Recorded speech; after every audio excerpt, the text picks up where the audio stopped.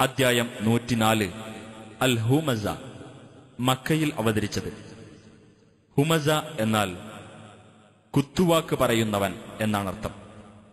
കുത്തുവാക്ക് പറയുന്നവർക്കും പരദൂഷണക്കാർക്കും താക്കീത് നൽകുന്നതുകൊണ്ട് ഈ അദ്ധ്യായത്തിന് ഇപ്രകാരം പേർ നൽകപ്പെട്ടു.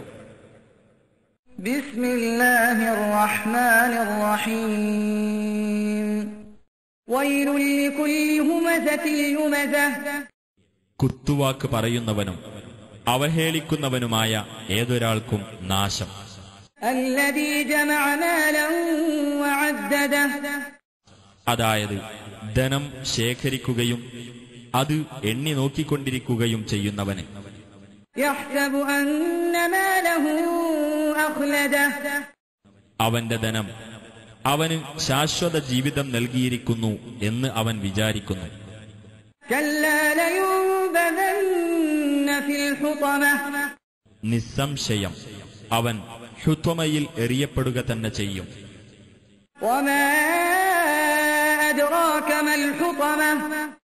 ഹുത്വമ എന്നാൽ എന്താണെന്ന് നിനക്കറിയാമോ? നാറുല്ലാഹിൽ മൂഖദഹ്. അത് അല്ലാഹുവിന്റെ ജ്വലിപ്പിക്കപ്പെട്ട അഗ്നിയാകുന്നു.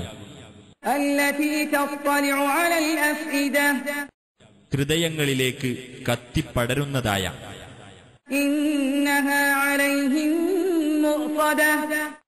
തീർച്ചയായും അത് അവരുടെ മേൽ അടച്ചു മൂടപ്പെടുന്നതായിരിക്കും.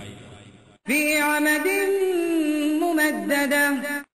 നീട്ടിയുണ്ടാക്കപ്പെട്ട സ്തംഭങ്ങളിലായിക്കൊണ്ട്.